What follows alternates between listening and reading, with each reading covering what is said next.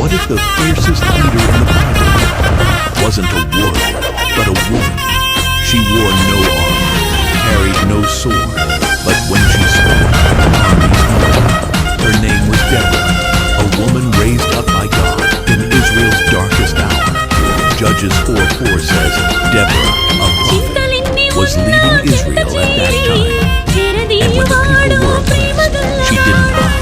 She rose, not with a weapon, but with a word from the Lord. She summoned Barak to battle, and when he hesitated, she చింతలెన్ని declared, ఉన్నా చెంత చేరి చేరదీయువాడు ప్రేమ గల్లవాడు ఎవరు మరచినా నిన్ను మరువనన్న మన దేవుడు గొప్ప గొప్పవాడు సంబరాలు సంబరాలు రో మన బ్రతుకుల్లో సంబరాలు రో సంబరాలు సంబరాలు రో మన బ్రతుకుల్లో